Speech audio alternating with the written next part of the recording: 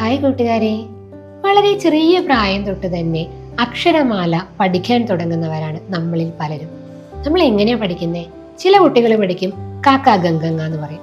ചിലരെങ്ങനെ പറയും കാ ഇക്ക ഗ ഇക്ക, ഇങ്ങനെയൊക്കെ അല്ലേ നമ്മൾ പഠിച്ചിട്ട് വരുന്നത്. പക്ഷെ ഇതാണോ ശരിയായ രീതി?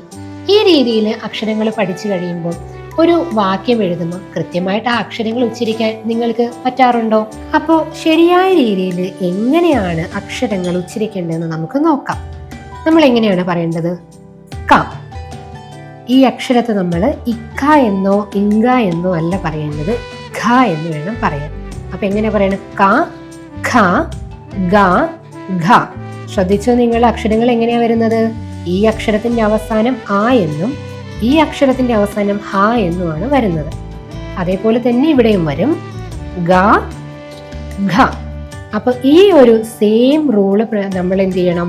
ഈ പാ മുതൽ അല്ലെങ്കിൽ മാ വരെ, പാ മുതൽ മാ വരെയുള്ള അക്ഷരങ്ങളിൽ നമ്മൾ സെയിം റൂളാണ് ഫോളോ ചെയ്യേണ്ടത്. ഇതാണ് അക്ഷരമാല ഉച്ചരിക്കേണ്ട യഥാർത്ഥ രീതി. ഇതുപോലെയുള്ള ഇൻഫോർമേറ്റീവ് ആയിട്ടുള്ള വീഡിയോസ് ആണ് CC+ന്റെ കളരി ബാച്ചിൽ നമ്മുടെ കൂട്ടുകാർക്ക് വേണ്ടി നമ്മൾ ഒരുക്കിയിട്ടുള്ളത്. ഇതുപോലെയുള്ള സൗജന്യമായിട്ടുള്ള വീഡിയോസിന് വേണ്ടിയിട്ടും മറ്റു വിവരങ്ങൾക്ക് വേണ്ടിയിട്ടും താഴെ കാണുന്ന വാട്സപ്പ് ഗ്രൂപ്പിൽ നിങ്ങൾക്കും ജോയിൻ ചെയ്യാവുന്നതാണ്.